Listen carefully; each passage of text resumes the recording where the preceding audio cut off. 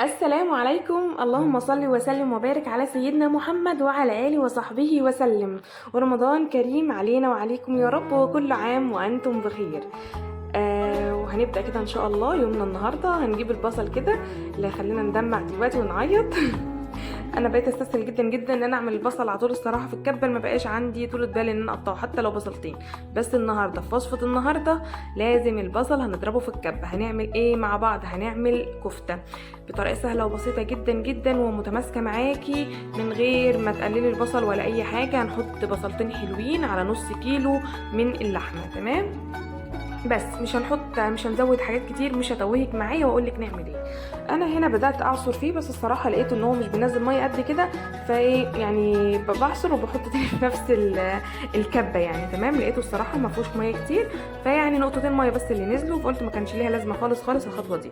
فحطيت بقى اللحمه كده اضربهم مع بعض عشان بس يخيطوا كده ويطلعوا الانسجه بتاعت اللي هي اللحمه دي اللي بتخلي لنا الكفته مسمغه كده، او زي ما بيقولوا مخيطه كده، بتبقى حلوه قوي قوي قوي مع بعضها يعني، وبتبقى متماسكه. حطيت بقى نص معلقه من الفلفل الاسود، معلقه ممسوحه صغيره جدا من الملح، معلقه من البهارات المشكله، فيها بقى جوز الطيب، فيها ورق لورا، فيها حبهان، السبع بهارات يعني، تمام؟ وحطيت نص معلقه صغيره من البابريكا، وهحط مكعب واحد من المرقه، بس كده. وهضرب بقى كل الكلام ده كده مع بعضه ضربتين 3 كده 4 لحد ما الاقيهم اتماسكوا مع بعض، والاقي البصل مش باين ولا اللحمه بقت باينه، يعني كله بقى اختلط في بعض، تمام؟ خليكي معايا في الاخر وهتفهمي قصدي ايه. احلى طريقه للكفته انك تقعدي تعجني فيها، ولو ما فيش عندك كبه تقطعيه البصل او تبشري البصل وتصفي ميته وتبداي تعجني بايدك كويس جدا حوالي من 7 ل 10 دقائق. كل ما تعجني في الكفته اكتر كل ما تلاقيها من جوه مفرغه هشه، من غير بقى ولا نحط معلقه بيكنج باودر ولا بضايه ولا صفار بيضه ولا بياض بيضه ولا الكلام ده خالص، تمام؟ انسوا الكلام ده. الكلام ده احنا ما بنعملوش صراحه الا نادرا، لما بكون عايزه اكتر كميه الكفته او كلام من ده، لكن انا عايزه اكل كفته واحس بطعمها، تمام؟ ده كيس السمبوسه اللي انا كنت عاملاه معاكم في الفيديو اللي قبل ده على طول. النهارده الفيديو سهل وبسيط، او افطارنا سهل وبسيط قوي. هنبدا بقى كده نهدي اللعب شويه.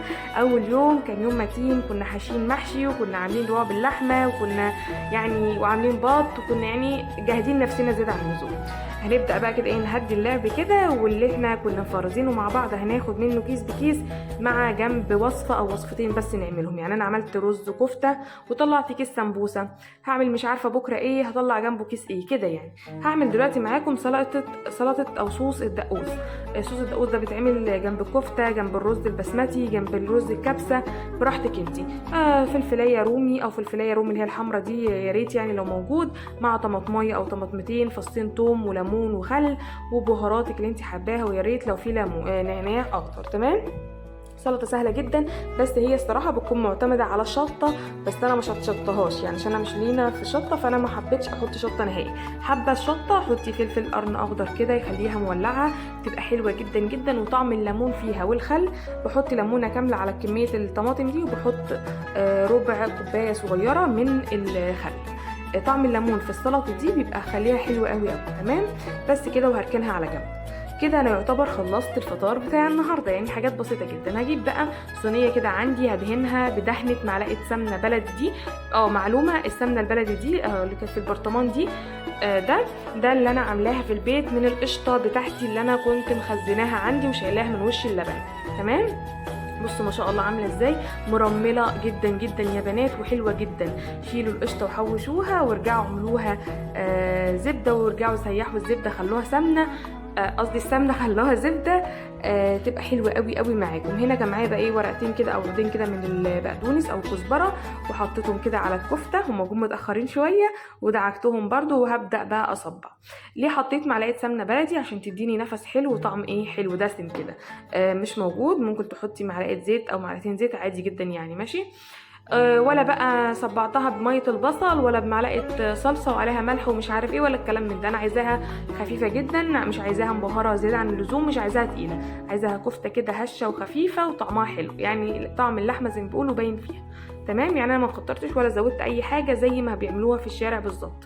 على فكره بتوع الشارع ما بيحطوش اضافات، طبعا بعيدا عن اللحمه الله اعلم بتكون لحمه ايه، بس يعني ما بيضيفوش غير الملح والفلفل الاسود، وبيحطوا لها البصل عشان يدوكي الطعم الكويس. كل ما هتزودي فيها بالعكس هتبين الغلطات بتاعه الكفته بتاعتهم يعني.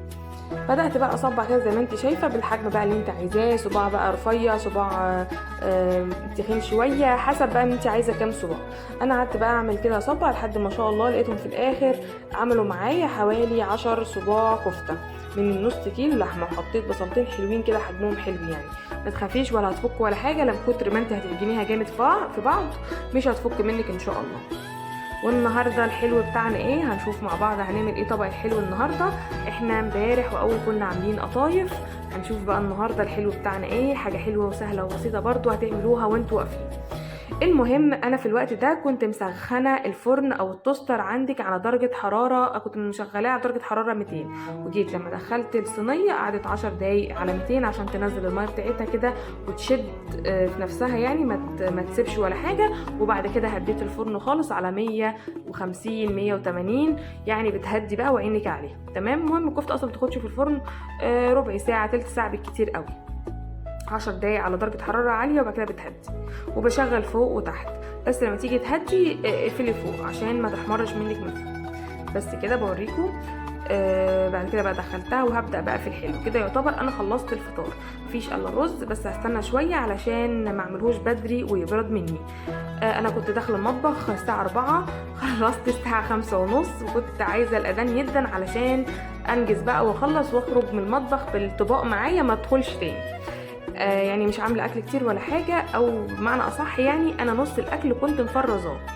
هنا بقى هجيب كوبايه الا ربع من السكر، هكرمل منها 3 معالق بس. تمام. واول ما يسيحوا كده معايا ويدوني اللون الحلو ده اوعي يتحرقوا منك. تمام، عشان الوصفه ما تمررش معانا. هنحط برده كوبايه الا ربع من الحليب السخن مش المغلي، السخن العادي، وادوب فيه السكر المكرمل ده. يبقى كوبايه الا ربع من السكر، خدنا منهم 3 معالق بس، وسيب الباقي شيليه على جنب. وخدت كوبايه برده الا ربع من الحليب، وخدت دلوقتي معلقه كبيره من العسل الشربات اللي احنا عاملينه مع بعض، وحطيت رشه فانيليا او نقطتين من الفانيليا السايبه او البودره، رشه منها. تمام. وهجيب باقي السكر اللي انا كنت شايلاه في الكوبايه، هنزلهم باقي الكوبايه الا ربع، واقلب كل الكلام ده مع بعضه. في المرحله دي انت بتكوني طفيتي العين بعد طبعا ما سيحت السكر، خلاص بتطفي العين. وهنزل بكوبايه الا ربع برده من السمنه، او السمنه على الزيت او الزبده على الزيت براحتك انت. تمام. بس اهم حاجه ان هي كوبايه الا ربع.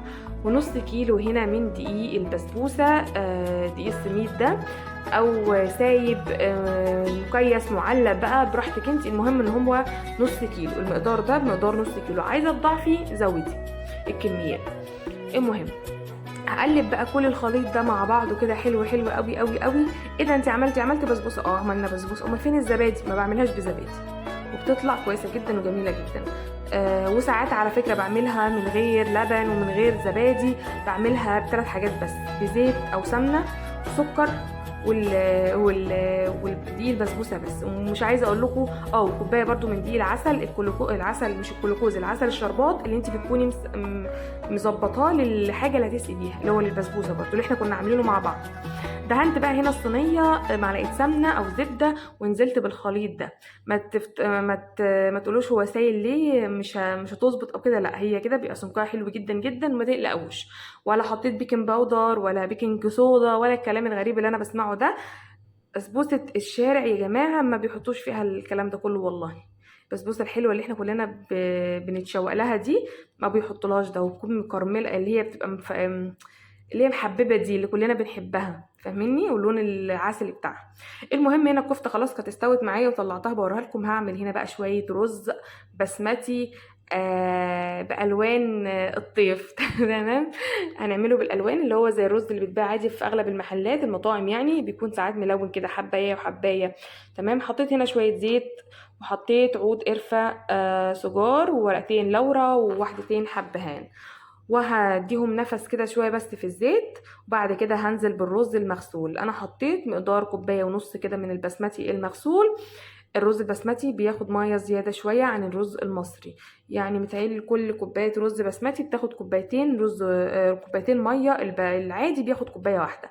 وحطيت هنا نص معلقه سمنه كده، وهبدأ اديله تشويحة بسيطة لحد ما المية اللي عندي تغلي.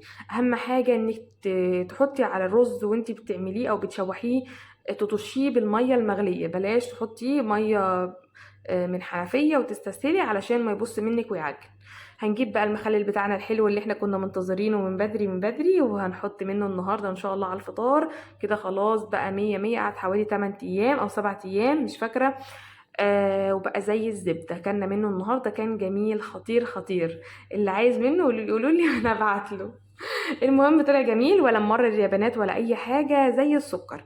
وحطيت من الخيار برضو الحلو جدا اللي انا عاملاه معاكم، مقرمش وجميل. وقلت لكم برضو في الفيديو على سر قرمشة الخيار تحطي له ايه. ودي غرفنا هو اللي صبينا سلطة الدقوس. وخلاص هنا كان الاكل خلاص خلص معايا. والبسبوسه كنت مدخلتها في الفرن. البسبوسه برضو بدخلها على درجه حراره 200 وشويه كده، بهدي عليها بخليها على درجه حراره 150 اول ما بحس ان هي احمرت، علشان بس تستوي من جوه. بصوا بقى لونها ما شاء الله اللهم بارك. انا عايز بوريكم بالفلاش ومن غير الفلاش، يعني باضاءه ومن غير اضاءه عشان تشوفوا اللون كويس بتاعها. هنا بقى كان الرز خلاص اتشرب، وهبدا بقى احط الالوان اللي انا عايزه احطها. انا كان عندي الوان طعام، ممكن تستخدمي زعفران البودره، ممكن تستخدمي الكركم، براحتك انت على حسب الالوان انت عايزه تلوني بيها. دي الوان كنت جايباها ساعه عيد ميلاد ابني. فحبيت بصي بقى، على كل نقطة من اللون تحطي نقطتين برضو من المية وتدوبيهم، وتحطي في حتة واحدة بس من الرز، وما تقلبيش خالص، علشان لو قلبتي هتلاقي كله الالوان ما بقاش الوان محددة، هتلاقي كله دخل في بعض. المهم هنا البسبوسه خلصت وخرجتها من الفرن، ومش عايزه اقول لكم ريحتها كان حلوه قوي قوي ازاي. بصوا حروفها مش محروقه ولا اي حاجه، واخده اللون المكرمل. ولازم الشربات بتاعها يكون سخن زيها، وتحطي فيه معلقه سمنه. هي البسبوسه بتبقى معتمده على السمنه، تمام، عشان تخلي طعمها حلو وريحتها حلو. وهو السمنه، انا اللي طبعا الشربات ده كنت عاملاه معاكم من بدري، فباخد منه المقدار اللي انا عايزاه في الطبق، وبسخنهم او بدفيهم في الميكروويف. تمام، مش متوفر ممكن عندك على النار، بس اوعي يسكر منك او يدخل بعد كده على مرحله ايه اللي هو زي تدخلي بقى يعني يسكر منك قوي او يغمق منك. تمام، هو بس يسخن منك بس. هبدا بقى اقلي السمبوسه. دي كانت سمبوسه جبنه. انا زي ما قلت لكم امبارح او في الفيديو اللي قبل ده كنت عامله سمبوسه جبنه وسمبوسه لحمه مفرومه. وقلت لكم برضو طريقه الحشوه اللحمه المفرومه تبقى حلوه ازاي معاكم، يبقى طعمها مسكر. ودي قلتهم على طول. السمبوسه ما بتاخدش اي وقت خالص في النار، يعني انا قلتها كنت عماله منتظره الاذان يأذن عشان اقليها، علشان اخرج بقى من المطبخ. بصوا بقى ما شاء الله سخنه. وطبعا انا مش عارفه امسكها، طبعا كانت مولعه نار، بس برضه عشان اوريكم من جوه كانت شكلها لذيذ ازاي. صراحه شكلها هيجوع جدا. المهم قليت الكيس السمبوسه انا كنت عاملاه. انا كنت حاطه في كل كيس 12 واحده. يعني كان طبق حلو جدا جدا جنب اي اكل. دي مقبلات جنب اي اكل بتبقى حلوه جدا. بصوا زي ما قلت لكم الرز ما بيتقلبش، وبنسقيه بالالوان دي بعد ما بيشرب. تمام، بصوا بقى بتنزلي بتلاقي كل حبه ليهم لون معين. انا ما قلبتهمش ليه؟ عشان كنت عايزه حبه من الرز يكونوا ابيض ساده. تمام، يعني كده عندنا احمر واصفر واورانج وابيض، وشكله لذيذ جدا جدا جدا والاطفال يحبوه خالص. تمام، بيبقى حلو قوي قوي جنب المشاوي، جنب الكفته، جنب الشيش طاووق. يعني بيبقى لذيذ جدا. تمام، هرص بقى الكفته كده وكده، يبقى خلصنا فطارنا بتاع النهارده والحمد لله. انا يعتبر يعني ما عملتش حاجه بالنسبه للحاجات اللي بعملها بعد كده. انا يعني عملت رز وعملت كفته وخلاص. السمبوسه قالتها المخلل حطيته من البرطمان يعني. واللي عملته برضو عملت الحاجه الحلوه معاكم، عملت البسبوسه. البسبوسه الطريقه دي جميله جدا جدا، يا ريت تجربوها هتعجبكم خالص. بجد جميله. انا كنت بقى يعني بصوا انا جربت طرق البسبوسه كتير جدا جدا جدا. عجبتني الطريقه دي وعجبتني الطريقه اللي قلت لكم عليها في اول الفيديو. الصراحه عجبتني كل الطرق اللي ما فيهاش زبادي صراحه. وانا عارفه ومتاكده ان بتاعت الشارع ما بيحطولهاش زبادي. يا رب يكون الفيديو عجبكم. ما تنسوش تشتركوا في القناه لو اول مره تشوفوا فيديو ليا، وتحطوا لي اللايك الحلو. انا اللايكات لقيتها قلت خالص خالص عندي، مش عارفه ليه. يا ريت تحطوا للفيديو لايك لو عجبكم. والسلام عليكم ورحمه الله وبركاته، واشوفكم ان شاء الله في الفيديو الجاي وصفه جديده مع بعض. ورمضان كريم علينا وعليكم.